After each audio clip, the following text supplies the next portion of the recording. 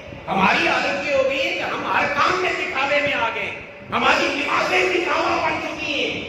ہمارا مسجد میں بیٹھنا دکھاوا بن گیا ہے. الا ماشاء اللہ جن کو اللہ نے بچایا ہے. میں ہر دور میں ہر جگہ پہ استثناء ہوتے ہیں, مگر ہمارا دکھاوا بن گیا ہے. خدا کے لیے دکھانے سے ہٹ کر کوئی شے تو رب کی رضا کے لیے بھی ہم کر لیں. کہیں ایسا نہ ہو کہ معاشر کے میدان میں ہم بڑے چوڑے ہو کر جائیں کہ میرے پلے میں نمازیں پڑھی ہیں, میرے پلے میں روزے پڑھے ہیں, میرے پلے میں عبادت پڑھی ہے, تسبیحات پڑھی ہیں, مگر وہاں جائیں تو جواب آئے کہ بندے بتاؤ جا جن کو دکھانے کے لیے تو نے کیا تھا انہوں نے بہت دیکھ لیا, اب میرے ہاتھ تیرا کوئی اجر نہیں ہے. تو کیا جواب دیں گے اور کدھر جائیں گے؟ کوئی کام کو اللہ کی رضا کے لیے بھی ہم کر لینا.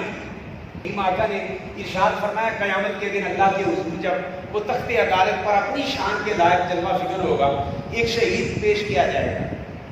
اللہ پاک فرمائے گا وہ شہید میرے لیے کیا لائے اور کیا کر کے آئے. عرض کر کے بھائی تعالیٰ میں نے اپنی قیمتی جان وہ تیرے راستے میں دشمنان دین سے لڑتے ہوئے میں نے وہ جان قربان کر دی اور شہادت پائی. اللہ پاک فرمائے گا کہ فرشتوں یہ میرا بندہ جھوٹ بول رہا ہے,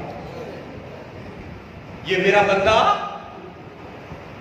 بھئی اس سے بڑی قربانی ہوگی کہ جان اللہ کے راستے میں دے.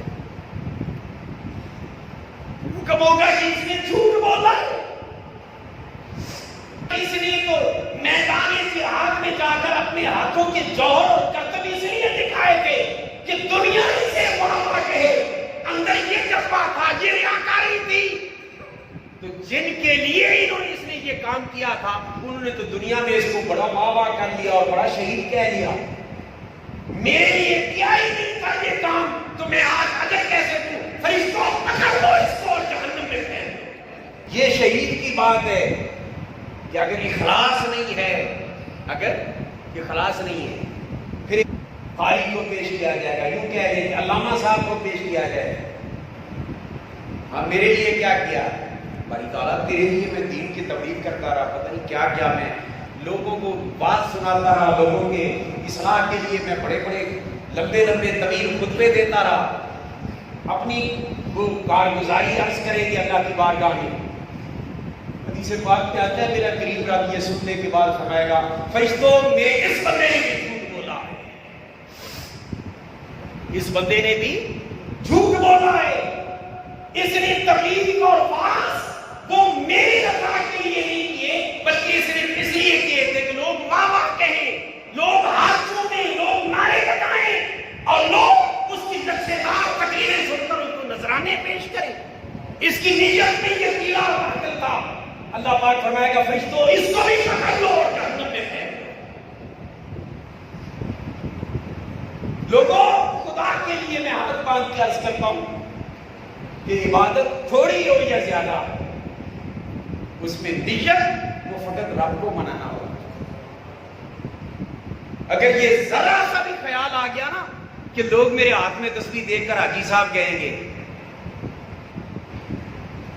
ہمارا نماز جنازہ پڑھنا وہ بھی دکھاوا بن گیا. جو شخص مرے اور اس کے پچھلے کوئی نفع نقصان کا باعث بن جائیں, بس جناب دور دور سفر کر کے جائیں گے جناب کیا صفا بنیاں ہوگی. اچھا پھر ایک دسن واسطے نا کہ میں بھی آیا, میں رش پتہ کیویں لگے, کچھ ہی آواز نہ کہنا وہ صفا گن لو یار پوریاں ہو گئی ہیں تاکہ وہ گھر کے باہر سانو پتہ لگے کہ فلاں چودھری صاحب دے فلاں بھی آئے ہوئے, فلاں علامہ صاحب بھی آئے. اور خدا کے لیے یار کوئی کام تو اخلاص کے ساتھ کر لیں اور صرف اللہ کی رضا کے لیے کر لیں کہ جو کام اللہ کو راضی کرنے کے لیے کرنے تھے وہ ہم نے بندوں میں بابا ٹکانے کے لیے کر لیے, بندوں سے نعرے لگوانے کے لیے, بندوں نام جو کام بھی کریں میرے بھائی, میرے دوست, میرے بزرگ, خاص طور پر اور بچوں سے عرض کر رہا ہوں, جو کام بھی کرنا ہو وہ تھوڑا کیوں نہ ہو مگر وہ دنیا کو دکھانے کے لیے نہیں, وہ رب کو منانے کے لیے, وہ اللہ کو منانے کے لیے کہ مولا میں اس لیے کہتا ہوں کہ تو راضی ہو.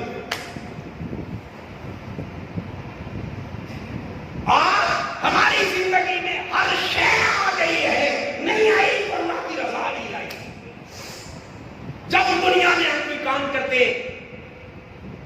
سود بلکہ یہ جتنے پٹھے پٹھے کام ہم کرتے ہیں نا، یہ شادی بیاہ کی رسومات اور ایسے موقعوں پہ خودی نہ کرو، یہ دعانا کے رواج میں تو چھاڑ دو لوگی کیا کرنی۔ ایمانداری میں دسو یہ ہمارے جواب ہوتے نہیں ہوتے؟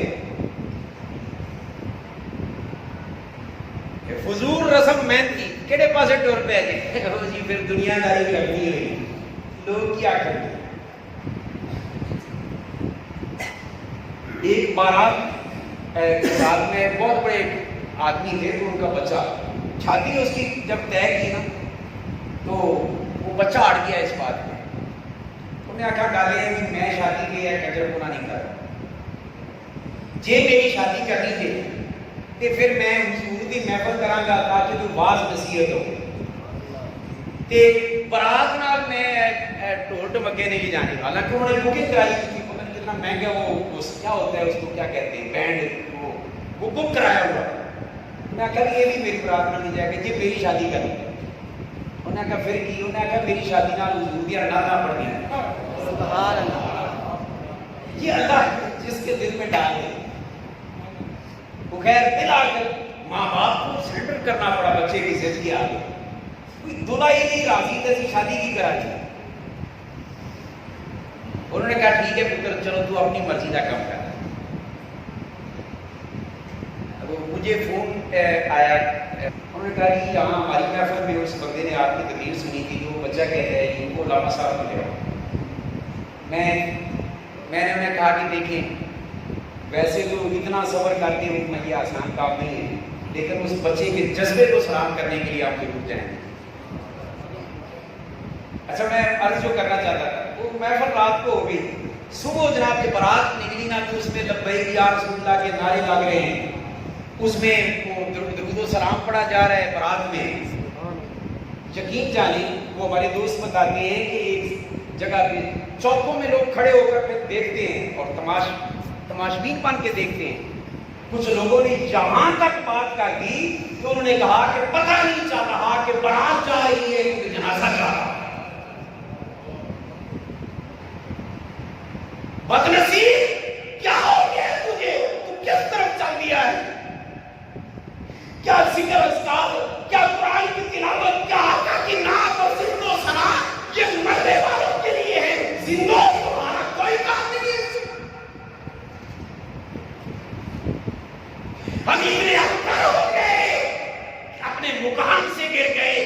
قرآن نے سچ کہا تھا کہ انسان کو ہم نے احسن تقویم بنایا ہے، مگر ثم رددناہ اسفل سافلین، مگر یہ اپنی ذلتوں کے باعث، اپنی نجاتوں کے باعث اور اپنی ریاکاری کے باعث اپنے آپ کو زمین میں گرا لیتا ہے، اسفل سافلین میں گرا لیتا ہے۔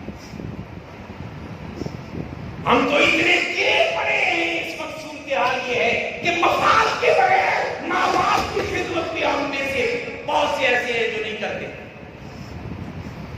ایک باپ، بوڑھے باپ کپکپاتے ہاتھ اور بہتے آنکھوں سے آنسو دیکھ کر میں قریب کیا، تنہائی میں بیٹھا تھا، میں نے کہا بابا جی معاملہ کیا ہے، آپ کیوں رو رہے ہیں؟ وہ بابا کہنے لگا بیٹا میں رو نہ تو اور کیا کروں، 10 مربع میری زمین تھی اور عالی شان بنگلہ میرا گھر تھا۔ میں نے سوچا کہ مرنے کے بعد کہیں بچے لڑتے نہ رہے، اور ان کی تسکین کے لیے میں نے دنیا میں رہتے ہوئے وہ ساری جائیداد ان بچوں کو دے دی، جب سے ان کے حوالے کی ہے تب سے مجھے پوچھتا کوئی۔ میں در بدر ٹھوکریں کھا رہا ہوں بیٹا، میں روؤں گا تو۔ ہم تو اتنے ظالم ہو گئے کہ اس ماں اور باپ کو بھی مفاد کے بغیر سلام لینا ہمیں گوارا نہیں ہے۔ دوستوں کے لیے ہمارے پاس بڑا وقت ہوگا، گپ شپ کے لیے بڑا وقت ہوگا، ماں باپ کے لیے ہمارے پاس وقت نہیں ہے۔ کائنات میں اگر کوئی بے لوث رشتہ ہے تو یا اماں کا ہے یا ابا کا۔ ان کی نظر تیرے مال پر نہیں، تیری جیب پر نہیں، فقط ان کے سامنے 2 گھڑیاں بیٹھ کر ہنس کر ان سے بات کر لے۔ اماں اسی وقت دعاؤں کے لیے ہاتھ اٹھا دیتی ہے، یا اللہ میرے بیٹے کو چھوڑ نہ دینا۔ ابا اسی وقت راضی ہو جاتے ہیں۔ مگر ہم تو چائے تک نہیں دینا چاہتے.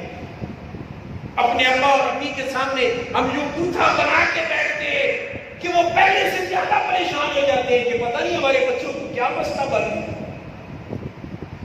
اے جوانوں، خاص طور پر میں آپ سے عرض کر رہا ہوں جن کے ماں باپ زندہ ہیں، خدا کے لیے زندگی میں ان کی قدر کر دو، ورنہ مکافات عمل آخرت تو جو ہے نا وہ سو ہے، وہ یقینی بات ہے. مگر دنیا ایسی نہ دیکھ کے جاؤ نا، جڑا سلوک ماں باپ میں کرو گے اپنی اولاد کے ہاتھوں سے نہ دیکھنا تو میرا نام بدل دینا. ماں باپ قیمتی سرمایہ ہے، قیمتی سرمایہ. جب چلے جاتے ہیں نا تو پھر پتہ چلتے ہیں. بس افسوس یہ ہے کہ ہم مرنے کے بعد ماننے لگتے ہیں، پھر اس کے بعد ماں کی شانیں سننے لگ جاتے ہیں، فرمائشیں کرنے لگ جاتے ہیں. ماں کو ساری زندگی پھٹے کپڑے اس نے پہنے تھے اور اس کو ایک عید پر جوڑا تک نہ دینے کی تمہیں توفیق نہیں ہوئی، اور اس کی شان سننے کے لیے مرنے کے بعد نعت خواں پر 35 ہزار روپے لٹا رہے ہیں. وہ یہ دکھاوا نہیں ہے تو اور کیا ہے. ابا کو زندگی بھر دھکے دیتا رہا اور مرنے کے بعد جناب اس کے جی آئیے ختم کام پڑھا رہے ہیں جی، چیلم کا ختم ہے اور سالانہ ختم ہے، جمعرات کی روٹی جی ایسی کہنے نہیں روکی جناب. اوے ابے نو اگر جمعرات کی روٹی کے بجائے ایک لقمہ کبھی کھلا دیتا تو میرا رب راضی ہو جاتا. آج تو دنیا کو دکھانے کے لیے سب کچھ کر رہے.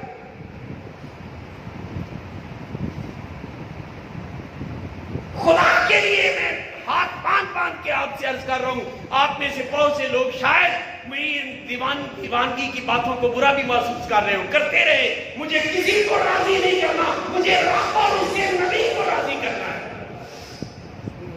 بات میں کھری کر رہا ہوں، میں دھوکے کی دنیا میں آپ کو نہیں رکھنا چاہتا کہ جنت کے ٹکٹ یہاں پہ میں تقسیم کرتا جاؤں. ہم نے سوچا دین ہماری مرضی کا بن جائے. دین کسی کی مرضی کا نہیں ہوتا، دین اللہ اور رسول کی مرضی کا ہوتا ہے. ہم ہر کام میں دکھاوے میں پڑ گئے اور دکھاوا ہمیں جہاں تک تباہ و برباد کر دیا کہ چھوٹے چھوٹی کام سے لے کر بڑے سے بڑے کام تک ہمارے اندر دکھاوا ہے، نمائش ہے.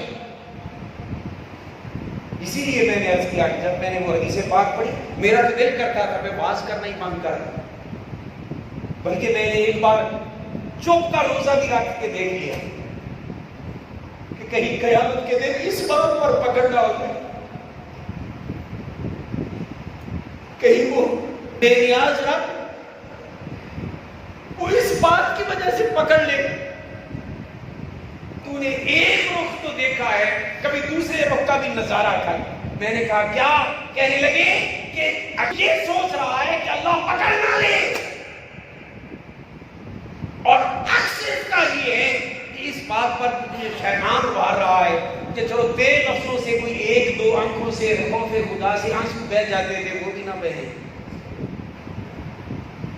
انہوں نے کہا بیٹا یہ یاد رکھو، تیری بولنے سے کوئی لفظ بولنے سے کوئی ایک بندہ بھی سدھر جاتا ہے تو قیامت کے دن تیرے نامہ اعمال میں وہ بھی تو نیکی آنی ہے. انہوں نے کہا بیٹا اخلاص رکھنا پیدا، دنیا سے پاوا کمانا مقصود نہیں ہونا چاہیے، مقصود رب کا دین دوسروں تک پہنچانا ہونا چاہیے. اور اللہ کا شکر ہے اس دن کے بعد میرا مزاج ہی اس قسم کا بن گیا ہے. کسی کو اچھا لگے نہ لگے، میں نے تو وہ بات کرنی ہے جو اللہ رسول کو اچھی لگے. اس لیے ریاکاری اپنے اندر سے نکالے، دکھاوے اپنے اندر سے ہم نکالے. چھوٹی نیکی کر لیں مگر دکھاوے کے بغیر کریں. میرے رب یہ بڑی بڑی نیکیوں سے وہ اجر میں بڑھ جائے. کسی مسلمان بھائی کو صرف اللہ کی رضا کے لیے، کس کے لیے؟ اللہ کی رضا کے لیے، اللہ راضی ہو. میں ایک مثال دے دیتا ہوں، وقت ایک تو بڑی تیزی سے جاتا ہے اور خاص طور پہ جمعہ پڑھنے کے لیے اس کا بات ہے نا، رسم ادا کرنے کے لیے انہیں بڑا بھاری پڑتا ہے. باقی لوگ بیچارے کوئی شوق سے سننے دور دراز سے آتے ہیں، وہ اپنی جگہ پہ، تو چلو ہم نہیں کسی کو تنگ کرتے. اگر یہ بات ذہن میں رکھے، باپ دے سامنے، اماں دے سامنے وہی اولاد اگر ایک دوسرے نال خوش رہے نا تو ماں باپ ویسے ہی راضی ہو جاتے. اور اگر اولاد ایک دوسرے سے لڑتی رہے نا تو ماں باپ دکھی ہو جاتے ہیں. ایسا ہوتا ہے نہیں ہوتا؟ ہزاروں کروڑوں ماں اور باپ ایک طرف، میرے رب کا پیار ایک طرف، اور یہ ساری مخلوق خلق عیال اللہ، مخلوق اللہ کا کنبہ ہے. تو جس طرح میں اپنے کنبے کو خوش دیکھ کر ایک دوسرے کے ساتھ خوش ہوتا ہوں اور لڑکا دیکھ کر دکھی ہوتا ہوں، اب ایمان سے بتائیں اللہ اپنی مخلوق کا پیار دیکھ کر کتنا خوش ہوتا ہوگا.